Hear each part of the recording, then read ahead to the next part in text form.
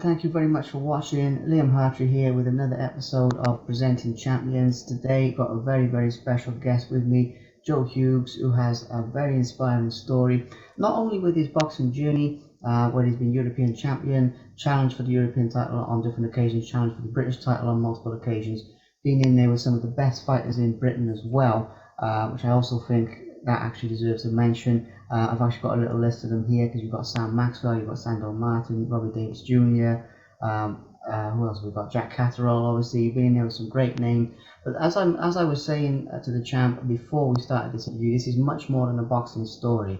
This is much deeper than that. What this man has overcome in his life to get where he is truly inspirational. So we won't just be talking about boxing, obviously winning the European light welterweight title, as I mentioned, challenging for the British, so on and so forth. We'll be talking about some much deeper aspects, so stay tuned, everyone.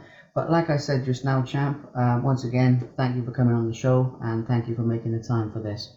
No problem at all. Thank you for having me on. Perfect. So going back in time, I don't always start from the beginning with these interviews, but I think with yourself today, starting from the beginning is going to be sort of the best way to do it. Your early life was heavily influenced, if that's the right way to put it, by a medical condition, which you've obviously overcome to get where you are today. Starting at the very beginning, now, am I saying this right when I'm saying Erb's palsy? Am I pronouncing that the right way? Yes, that's correct. Yes, Erb's palsy, ERBS palsy. Yeah. So obviously, some people watching this will be familiar with that. Some people will have probably never heard of it. You know, you probably get both of those sorts of responses day to day. So obviously, going back there to the overcoming aspect, because everything I bring up in these interviews, nothing is to dwell on any negative experiences or anything like that. It's always for the hope. It's always for the inspiration. So starting from absolute basics, can you describe to us what the condition is and how it came about for you in your childhood, please? Yeah, of course. So basically, what happened when I was born, my shoulder got stuck on my mum's hip when they were sort of delivering me. The midwife just pulled on my head, just yanked my head as hard as she could to try and get me out. And with that happening, my shoulder was dislocated and loads of nerves were damaged, and some of them were torn and everything like that in my neck and sort of running down this side. It's called the brachial plexus, I think it's pronounced. There's a set of nerves around here. And because of that damage, I can't really move my arm properly. There's lots of like things I can't do with it, coordination and certain things like that. It's a lot weaker than my left arm. It's about 3 inches shorter than my left arm because it never grew properly. So as well as it's weaker, it's shorter. I can't really coordinate with it properly. And it sort of affects most of that side of my body. So I have a little issue with my eye as well on that side that's sort of linked to that. But yeah, so basically it's not there, doesn't work properly, basically, to put it simply. Yeah, absolutely. And it's one of those things where asking about that, I mean, obviously you're very open about it and things like that, and it's one of those things, but I wanted to give it a proper explanation.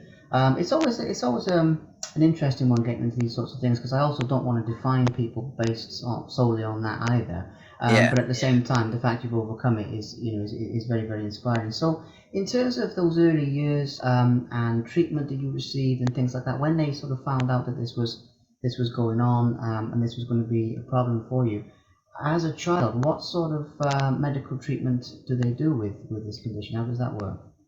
So it's different nowadays. Nowadays, they sort of operate on the children very soon. As soon as it's out, they do things like nerve transfers, like transplants and different things like that. There's loads more they can do nowadays, which is great. But with me, it was a case of I basically had physiotherapy every day, pretty much since the day I was born. My parents were like stretching my arm out and having to move my arm certain ways, everything like that, to try and make it so that it wasn't, could try and recover in some sort of way. And then I always had to do like certain exercises to try and strengthen it, to try and stretch it, everything like that. I did have an operation on it when I was about, I think, 8 years old. One of the muscles at the front become too strong compared to the back, which was too weak. There was nothing there. So they had to like slice the muscle in half, like pin the shoulder back, take some bone that had overgrown in my shoulder as well, take some bone out of my shoulder. And then I was up in a plaster cast, sort of like this. I had plaster from my wrist to my armpit, and then my chest to my waist, and some poles here. And I was in that for about 7 weeks when I was 8 years old. So that wasn't very much fun, I got to say. I can still sort of remember being in that cast. It was not an enjoyable time of my life, I got to say. But it definitely helped, because before that I'd already started boxing, but I couldn't lift my hand up to my face. It would sort of get to about my chest, couldn't get any higher. The range of movement and everything like that was pretty shocking at the time. And then after the operation, the range of movement was a good bit better. It's still bad, still nowhere near what I can do with my left arm, but it was much better than it was. And I could then bring it up to my chin, but it was really sort of weak, and took me a long time to actually get the strength and everything like that with that. But it definitely helped. And then after the operation, it's the same. So I've had to keep plowing away with the physio and things like that. And I've basically had to do that. Well, I still do it now, but I just do it as part of my training now, rather than when I was a kid, I'd sit at home with my parents and they'd stretch my arm and tell me these exercises I had to do. But now it's just part of, the boxing training that I do, all the time anyway. So, yeah.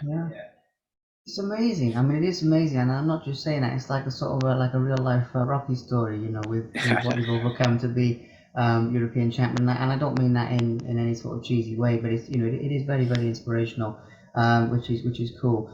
Obviously, Thank you. getting into well, you're welcome. I just honestly telling it how it is, and like I was saying to you before, I mean, I'd obviously heard of your fights and seen some of your fights and all that sort of stuff, and I knew about you, but I didn't know much about this background. And there's a guy I was just mentioning, Matt Jones, who's a musician for his own band, Mess. I don't know if you know him or he knows you or whatever, but he messaged me out the blue and said, "Oh, Liam, this guy's got a really inspiring story. You need to interview him." So shout out to Matt Jones as well. Yeah. But I know that's probably a bit random for you, but there we are. It's not usually how it happens. I usually just think of people myself, but it was nice of him. Anyway, so moving into combat sports and those early years of combat sports, because if I'm not mistaken, you didn't actually start with boxing. You actually started with taekwondo, if I'm not mistaken with that. So talk to us a little bit about how those early years of getting interested in sport, particularly from the point of view that obviously you weren't discouraged by what had happened to you. Do you know what I mean? So this is why I spin everything as a positive here, of lessons that people can take from. Yeah, what initially inspired you to want to do sort of competitive sports and things like that? So I think I started Taekwondo when I was 5, I think it was. And really, it was just a trick that my dad really just tricked me into doing it for physiotherapy, was what it was in his mind. That it was a good way to do something that I would think was fun. But it was really good, the exercises and everything for my shoulder. I was just, 5-year-old kid. I was really into Power Rangers and stuff like that on the TV. So it was sort of like, oh, why don't you go and do this? You can learn all this, the sort of stuff they do. And I was, oh yeah, brilliant, sort of thing. And I think my dad as well was a bit sort of concerned that I might get bullied and things like that as I got older, having a weaker arm, and obviously wanted me to learn how to sort of defend myself and have the confidence and everything that a lot of like combat sports can bring you. So it was a trick really to get me into it. And then because my dad knew the Taekwondo instructor, and then he also knew one of the boxing coaches at my local boxing club, which is Malmesbury Amateur Boxing Club, and he just took me down. Well, first of all, when I was 5 to the Taekwondo, and then when I was 8, I started boxing just before I had the operation. I must have done it for a few months before I had the operation. But yeah, it just took me down, and because I preferred the punching than the kicking in the martial arts, so it took me to the boxing club, and they were all the Taekwondo and the boxing instructors and everyone like that were brilliant, really sort of helpful to me in like accommodating me, sort of thing, if you know what I mean. So the boxing club I went to was like a very sort of old school mentality behind it. The trainer, a guy called Tony Stannard, he was like a proper old school trainer. Like you had to, when you came to the gym, you had to have your shirt tucked in. You wouldn't talk when you were training, no swearing, everything like that. It was sort of like really old school. And it was, if you missed the session and you didn't have a good reason for it, you'd be kicked out of the club. It was like dead strict. So it was almost a bit, but but and it was all about the boxing, a lot of it as well, obviously helping people like boxing does, but but they still sort of were happy to let me in, even though I was obviously in their eyes, and well, I guess my parents' eyes, not that I wasn't really going to go anywhere. I probably would never have a boxing match or anything like that, but they were happy to sort of take an exception, I would say, and have me in the gym, allow me to box, and for the physiotherapy aspect of it, really, and the sort of confidence building aspect of it, and I just loved it, and I haven't stopped since. Yeah, it is incredible as well because when I was researching for this and getting ready for this, as I said before, I'd heard of you before, but when I was doing a little bit more in depth, sort of looking around for this, one of the things I came across was, apparently it says on I think it was on Wikipedia or somewhere, but you were basically told that you would never do all sorts of stuff. You wouldn't be able to run. I've got it here in my notes. You wouldn't be able to run in a straight line, have a manual job, or obviously do contact sports or whatever. So assuming people did say that to you, which is a bit rough, to be honest. Little doctors, they do that sort of thing.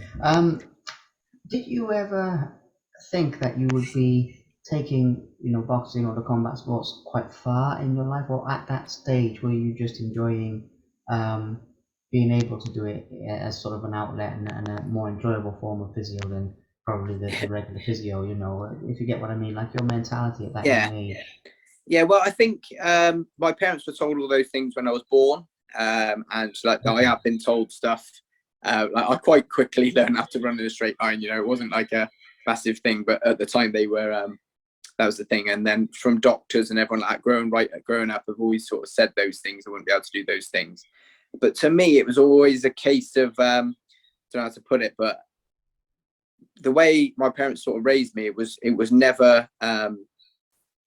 It was never like an issue, if you know what I mean. It was never something. It was never a thing like, oh, Joe, we should probably be careful doing the boxing because your arm's not very good and blah blah blah. It was almost a case of if you can go and prove those people wrong, it would be an even bigger achievement, and it would mean even more for you to be able to do something like that than it would for your average able-bodied person.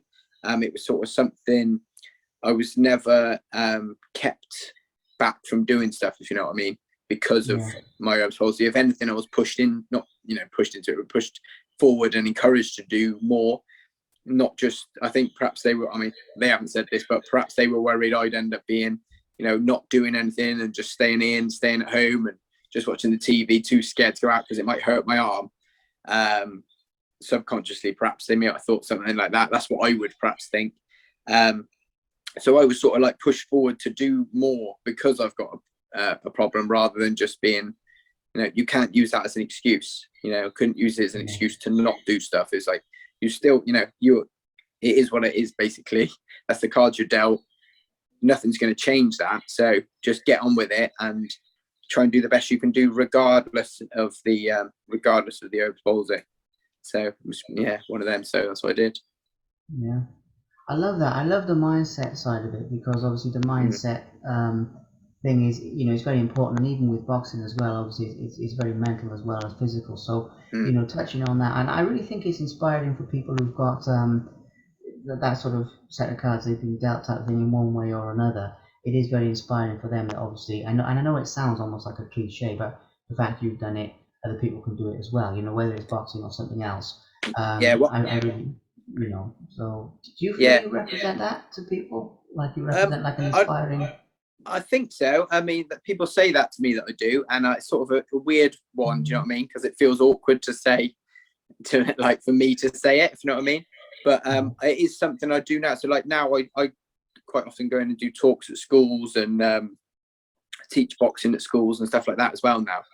And that's one of the first things I say to them is that I know boxing might not be for you, but if you can apply what I've sort of done in my life to something that's important to you, then if I've achieved what I've achieved in boxing, and I've only really got one arm that works properly for boxing, then obviously there's a lot of people out there with worse conditions than me. But if I can achieve that in boxing, then why can't you achieve what you want to achieve? So I say to like some of these kids, like there'll be kids that are dyslexic, but it doesn't mean you couldn't be a writer or author or something like that, because that's sort of the way I would compare it, if you know what I mean. Or, you know, certain circumstances at home, or, you know, anything like that. If I've achieved what I've achieved to the level I have done with my disability, then why, if they, especially most of these kids that, you know, it's not a lot wrong with them, or, you know, something like that, or whatever it may be, there's no reason that they can't do it, or at least try their best to do it, you know. So that is something I do try and convey now. I feel awkward talking about it because it's me, if you know what I mean. But yeah, I guess it's something, it's a message. If it can do some good and get across and inspire someone to do more with their life, or to, you know, not give up on something, then, you know, it's worth me feeling a little bit cringe about talking about it. So yeah. Yeah. Well, no, totally. I mean, I get that. I respect that. Yeah. I mean, that's the reason for doing this today. You know, it's just, you know, even if it touches one person and sort of shows them what's possible, then it's worth doing. Yeah. I mean, it's bound to be a bit strange talking about it, and, you know, I thought of that as well, because I thought, well, how do I sort of? I mean, I've done hundreds of interviews, but I still think, how do I put this across so it's not in a sort of probing, like a probing way, and hopefully it's, you know, a little bit natural for you, because talking about ourselves is Yeah. strange experience. So I do get that, honestly, 100%. Moving forward then into, because obviously we've got to get to the pro stuff and some of the fights that people want to hear about and all this sort of thing. So, in terms of when you started having success in boxing, as an amateur or whatever it was. Now, in all honesty, I know more about your pro career than I do about your amateur career. You know, I've seen a lot of the pro fights and things like that. But if there's specific fights there that you want to share with us, go ahead. But it's just a principle of that time in your life where you started to have some sort of proper success with boxing. You know, you started to think, well, actually, it's gone from being something that's like a physio or something I enjoy with the punching to something actually, you know, I could go a bit further with this or whatever. In the time when that transition was maybe happening for you, no idea what age that would be, or whatever. But let's just talk a little bit about the point when you started to realize I could go far with this, when you started to have some success with it and all that sort of thing, basically. Yeah. So probably, like, so I had my first fight when I was 11, and I won. But I sort of like I'd win a fight, lose a fight, win a fight, lose a fight early on in my career as an amateur. And then I must have been, I reckon, 13, 14, something like that, when I started to be more successful. And I think I won my first national title when I was 14, which was, that was probably the time when I was sort of thinking, well, I've won a national title, you know. It used to be just that it was a goal of mine was just to have a fight, and, you know, just to win a fight. And then it was just to win an area title in the schoolboys would have been an amazing achievement that I should have never been able to do. But I did that, and then I won a national title and I boxed for England, and it was sort of like, it sort of snowballed. So like, I'd won my first national title, boxed for England, and then I won it again the next year, boxed for England again, won the Four Nations. So that must have been when I was 15. So I was sort of thinking, well, you know, I'm doing really well here, and I was on, you know, like GB selection things and everything like that. So it was probably around that sort of time, yeah, sort of 14, 15, when I sort of thought in my head, you know what, I could do something with this. Rather than it just being something I enjoy, I could be a pro, I could be a successful pro if I wanted to be. And I was just, and it's quite funny, because speaking of people telling you what you can't do, I can remember after I'd won my first national title and boxed for England, we went and saw something that sticks in my head. We went and saw a particular specialist, me and my family, and they'd said, oh yeah, you've done really well, you know, you've boxed for England, fair play, but don't get it in your head that you can turn pro or anything like that, because you just won't be able to. You won't be good enough, and your body won't hold up to doing it. And I can think that almost spurred me on to be even more like, what are you talking about? You know, I'm the best in the country at my age and weight, and you think I can't be a professional boxer? So that was sort of something. So I was like, it almost gave me a determination to be like, well, no, I will be. You know, I will be successful. Everything like that. I mean, I ended up winning. So I won the schoolboys, the junior ABAs, the NACYPs twice, the Four Nations, the Three Nations, and I finished my last year as an amateur. I won the senior ABAs, which is obviously was the biggest thing I won, really. And I had sort of been promised a place in the Commonwealth Games that year if I'd won the if I won the ABAs, I'd go to the Commonwealth Games, but then it never happened. So that's when I decided to turn pro. But yeah, during that time, I was sort of encouraged, I would say, by my family and by my coaches and everyone sort of around me to just, to try hard, just to keep doing what I was doing and try my best, and that I could do it, that I could achieve it, even though the so-called experts, medical experts and everything like that, had said that I couldn't. That I was sort of, people around me were encouraging me, and I believed it. I believed I could do it. I just thought it was, it was a matter of time, really. As long as I tried hard and was doing what I was doing, that I would, eventually be able to become a pro boxer. Absolutely incredible, and it really is just real life Rocky stuff. And I know it's awkward for you, but it's just very very very cool. And what how you've sort of proved people wrong, and how you've used the negativity as fuel in a way to sort of propel you further forward. And these are lessons. All of these things are valuable life lessons for people. And as we're going along, there's a lot of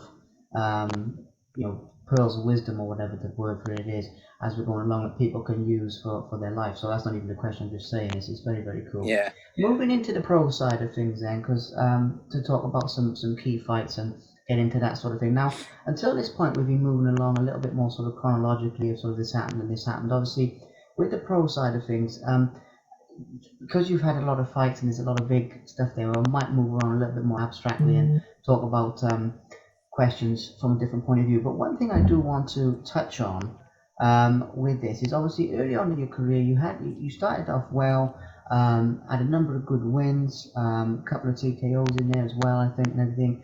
But there was an early loss, which I think, and again correct me if I'm wrong, but I think was in your fifth fight, was it, as well, that you obviously bounced back from. So as I mentioned, great early start, points wins. I just have a look at this now. Yeah, 2 points wins, 2 TKO wins as well early on in your career. So it was, off to a strong start. But then there was a little sort of hurdle there. When it comes to again bouncing back from that and not being sort of discouraged by that in your fifth fight, what happened there? What encouraged you to sort of keep going at that point? Well, I didn't think I lost it, really.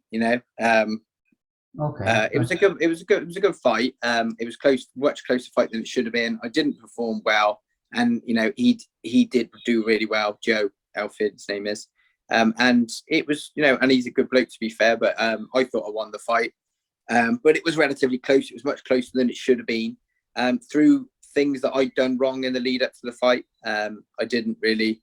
I tore cartilage in my wrist. Probably that was in the March. And I must have done that the tail end of the year before. Sort of put on too much weight, got a bit fat, got a bit, all that sort of stuff, because I couldn't train. It was a bit starting it.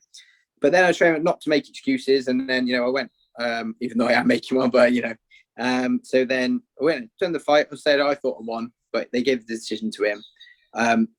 I think that drove me on even more, because I was literally the next day I went running. I remember waking up first thing the day after the fight. I was so angry. At the decision, but also at myself for letting it be that close that they could give it to him.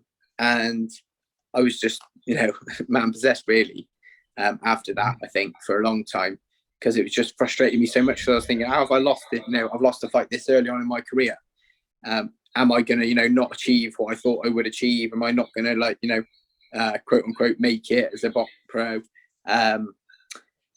And at that point, I hadn't lost as an amateur for 2 years before then, so I must have not lost a fight for like 3 or 4 years by that point, I reckon. So it was one of those where it was like, what has happened here? But I knew the way to sort of put that right was we tried to get the rematch, but we never accepted it. But just to put it behind me by fighting again, and just trying to get back in the ring as soon as I could and try and rack up as many victories as I could. It became a bit difficult after that, because I originally was with boxing on Sky, and then after that fight, I didn't box on Sky then or any TV program platform for a while. It was sort of like I had to build myself back up on the smaller shows, but I was so determined to do it that I was like, I didn't care. There was fights where I fought for free because I didn't sell enough tickets and stuff like that. But it was just that like I said, I just wanted it so much that was what I had to do. So I did it. Yeah. Yeah. But again, it's a valuable life lesson, but also it's a good lesson for boxing as well, because I mean, that particular fight, I've not seen, but if it's one of those where it's on paper, there's so much of that goes on. But it is still a valuable lesson for boxers specifically, that one loss, it doesn't really sort of derail your career, or I mean, it makes things a bit harder. But at the same I time, it think, shows. It's, sorry, go on. yeah, I think for me personally, it was good because I feel like Yeah.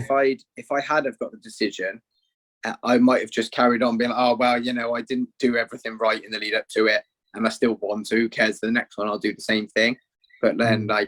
it was sort of like a wake up call almost. So I think it was actually a positive for me that I lost that fight. If I hadn't have lost it, maybe, I mean, who knows? But maybe I wouldn't have, might have lost one further down the line that was more important in a worse way, or got hurt, or anything like that. So, I mean, you can't change what happened in the past, but I sort of think I wouldn't change it, if you know what I mean, because I think it was a good part of me, like say a life lesson, learning in the sport that you can't cut corners in boxing, you know. So I think maybe I was a bit overconfident, perhaps, and it caught up with me. So I think in the long run, it was probably one of the best things that happened to me, really. Yeah. Yeah, using that as a positive, it is valuable, and the preparation, and there's quite a few different things there that I could hone in on, but I won't because we'll be here all day. So moving forward to your early sort of title wins, as I mentioned, obviously I'm gonna have to select a few key fights here for the sort of latter part of this. Obviously, when it comes to title wins, we'll get to the European title in a moment. Now, I believe there was a Masters title in there at some point, and there was also a Southern Area title as well, which I believe your early wins. Obviously, you went on a bit of a run. I've seen some of these fights. I just got the notes here. And the IBO International as well. So that you went on a bit of a title run. So at that point in time, winning your first titles as a pro now, obviously, and sort of getting some bigger successes here at that point in time, when you started winning those, same type of question really as what I was asking earlier on, just to get a feel for that time. I mean, one of the things I don't always do, sometimes I do, but I don't always do, is sort of hone in on a particular fight, this round or this particular thing, Mm. because you were the one who was in the ring, not me. So obviously, if I sort of go in like that, you might miss something that happened over here that you remember. So that's the reason for asking a broader question. So in terms of your, like I say, those early titles and what have you. Um, but how did you feel? I mean, let's start there. Winning those early things, starting to have some big successes. What goes through your mind at a time like that? Yeah, it was good. It was exciting sort of time in my career. Say pushing through, winning those belts. The Masters title was my first 10 rounder, so that was a good experience. The Southern Area title was on a big show, big matchroom show. I think it was undercard of Anthony Joshua at the O2 Arena, so that was a good experience. And the kid I boxed, Philip Bowes, he went on to be Commonwealth champion. And at the time he was unbeaten, and they sort of thought he was going to, or he thought anyway, and it seemed like a bit of the sort of boxing media around at the time thought he would beat me quite comfortably, and I actually stopped him. So that was like a good one on a big platform and everything like that. And then the IBO one was another one that was a local fight in Bristol, so I had a load of support there, and that was really good. But it all sort of felt like me, like it was just they were like stepping stones for bigger stuff. I thought I sort of felt like I was going to still achieve more. Like it was nice to win those titles and move forward in that sort of way.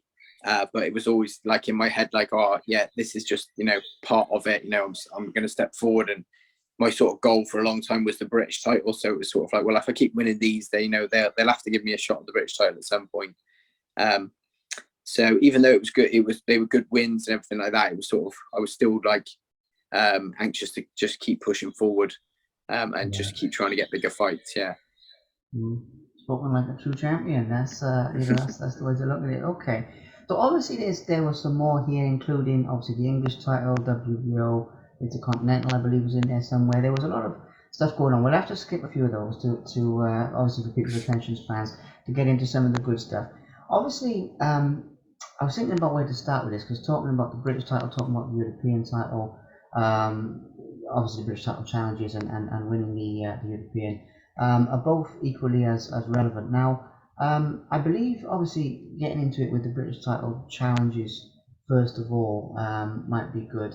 So you mentioned that was your aim, but it didn't necessarily go to plan either from that point of view. So We can talk about that. We can also talk. I remember an hour in which, because I do want to ask you about winning the European because it's more positive. But let's talk about the British title challenge first of all. In your own words, um, what anything you'd like to share about that? Obviously, not just the one of them, but challenging for the British title as an achievement in itself. Yeah, well, I mean, obviously the British title is one of those belts that there's so much history around it, and it's such a beautiful belt. They sort of when everyone who turns pro wants to win a Lonsdale belt. It's sort of been a bit tarnished for me because of well, I feel like I've won both fights out for the British title. I'm 100% certain that I won them both. Yeah, I was hoping you'd say Um, that. yeah, You know, yeah. so yeah. So in my eyes, I was British champion. They just didn't give me the belt. You know, the first one against Tyrone Nurse, um, it was a draw. I thought I won clearly. I think everyone did who watched the Yeah. fight, including Frank Warren, who said to us afterwards, said to my manager afterwards that he thought I won. They wouldn't give me a rematch because I feel like it was all sort of set up so that Tyrone would win, and then they'd have Catterall challenge Tyrone, which is what did happen. And Catterall took the belt off of him. So I feel like that was a bit of a stitch up almost. And then the same with Robbie Davis. I think I won that one just as clearly. But this time, because with Tyrone, it was a draw. They put it down as rather than a loss for me, but it was a draw. And then I feel with Robbie Davis as well, because I was defending my European title and challenging for his British title. And again, I thought I won that one quite clearly. Especially watching it back, it was like, how on earth? And like Terry O'Connor scored about 118, 110. And I was like, how on earth have you come up with this? It was like probably 90% of social media and, the newspapers, the boxing press and everything like that. Probably 90% of them had me winning. Yet one judge only gave me 2 rounds. It was just like, what the, it just didn't make any sense, did it? Like if it was a round or two, you could sort of say, well, maybe they thought, like, even though I thought I still clearly won, you can sort of argue the point, I guess. But for it to be like that was just, it's just, I don't know. I thought it was corrupt, to be honest, was my opinion at the time. And I said so, and the board called me in for a meeting about it and a disciplinary for speaking my mind, and they said, oh no, we agree with this, there was nothing wrong with the scoring. I was like, well, you're just lying, aren't you, really, covering their own backs and their own people, which I guess they do. That's the way they do it. But the British title, it should be mine. I should have one, but officially on paper I don't, but in my mind I was British champion, so it doesn't really bother me too much now. Well, yeah, I mean, when I was asking that, I was thinking, how do we sort of get into this? Because it is a sort of dodgy, some of boxing's dodgy dealings, which do go on far too often, really. All over, not all over the UK, but in the States as well, and it's just something that happens, far too often, and it obviously negatively affects the sport. And I really don't feel that a lot of the judges are held accountable enough, and they sort of fly back under the radar, and it obviously your average fan will sort of be thinking, oh, what was the name of that judge who gave that dodgy decision? Because they're not sort of put up there. So it is a shame. It is a shame, but moving on to the brighter side of it, anyway. With that, because it's still a great achievement what you've done there and everything. Obviously, winning the European title is sort of on paper, the pinnacle so far for you. I don't know if you look at it that way, but it does seem to be it's an incredible achievement. And getting into the fight, getting into winning that, getting into what it was like, what it felt like to reach that obviously that high level. I mean, especially after obviously what had happened with the British titles we were just talking about just now as well. Again, same sort of thing. I know it's a big question, but your memories from the fight, what it felt like to win, the reaction from the community, just anything that sticks in your mind. Hopefully with a nicer way than what happened with the British. Yeah. It was. I definitely agree with you. It was definitely the pinnacle of my career, and it was a huge achievement. It felt even more sweeter because I had a really strange build up to the fight. So I had my second child was born. about, I don't know, 5 weeks before the fight, I think.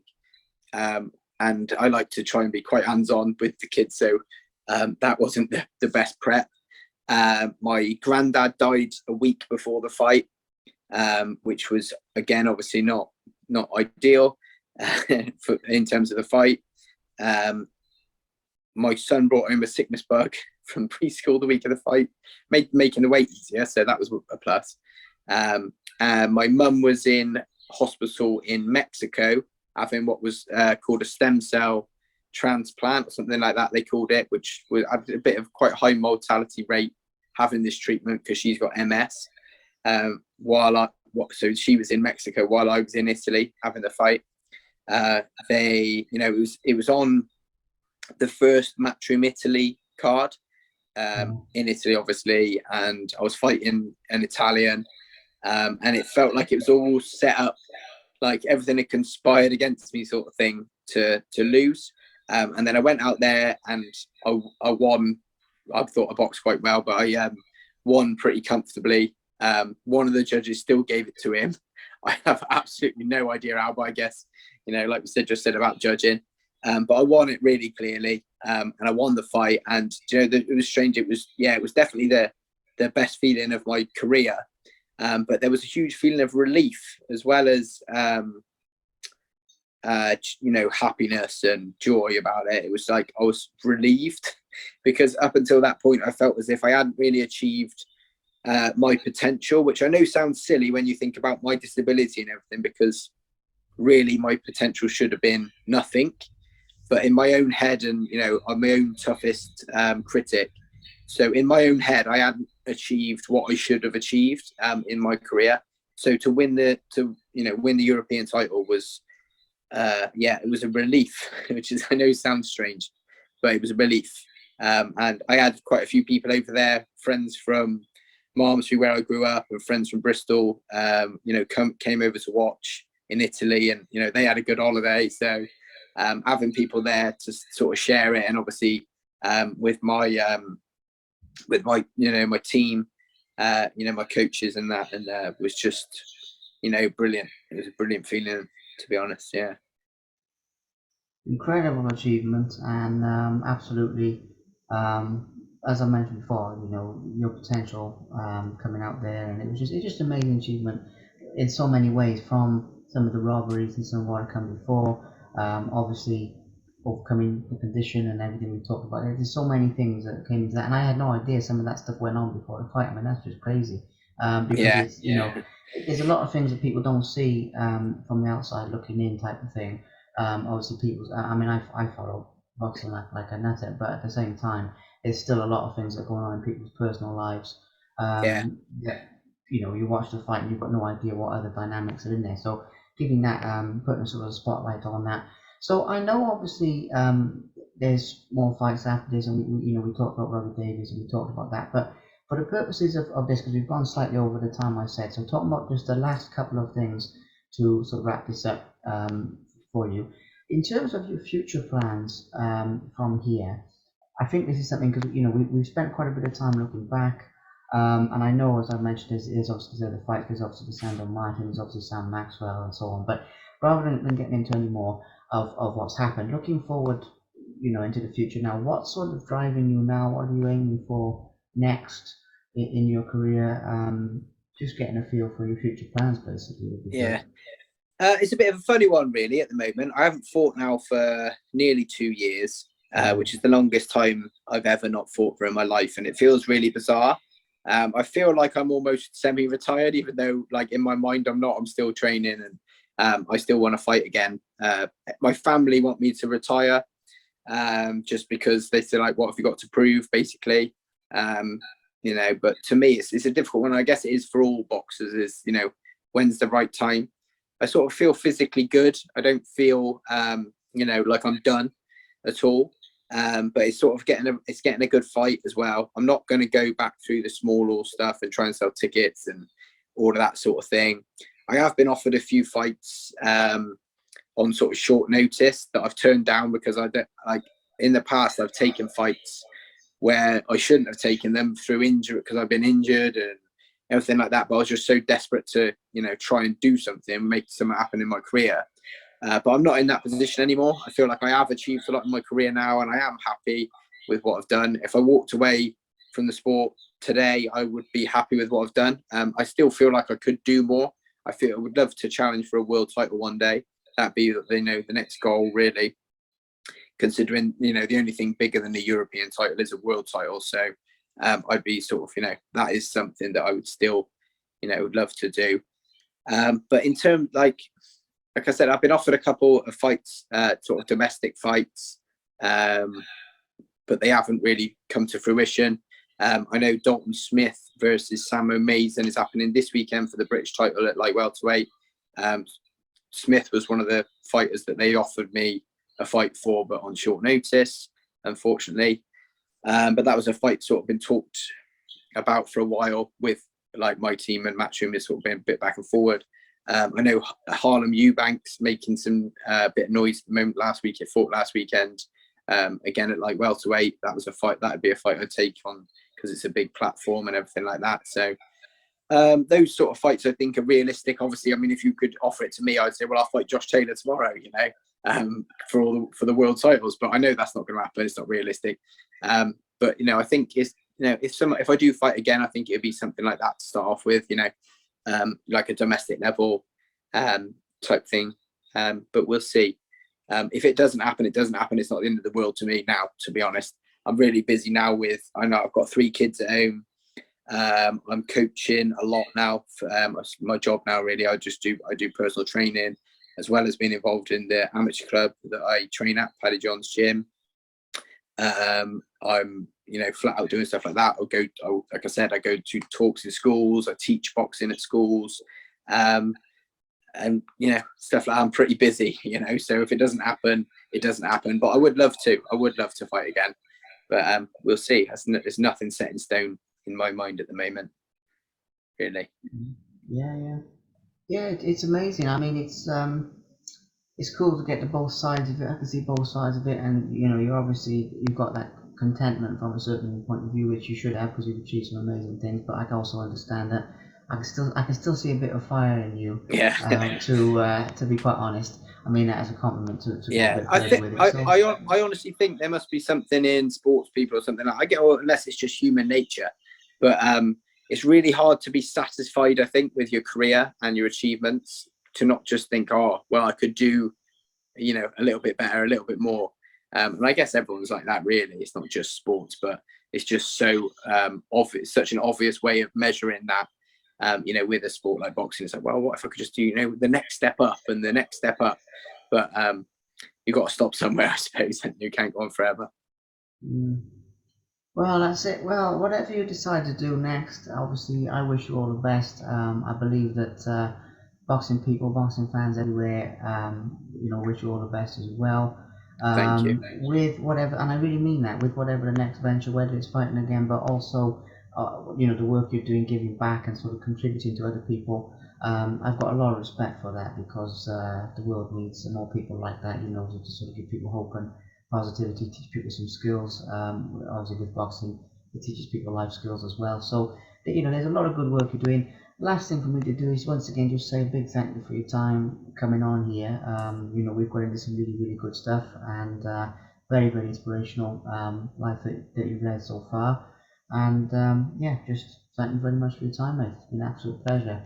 No problem at all. Thank you very much for having me on. I appreciate it. It's always good to waffle on at someone new for a change, It is, it sure is. But no, that's fantastic.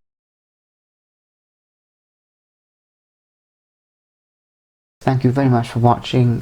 Please subscribe to the Simply Inspired YouTube channel, and there'll be more videos coming soon.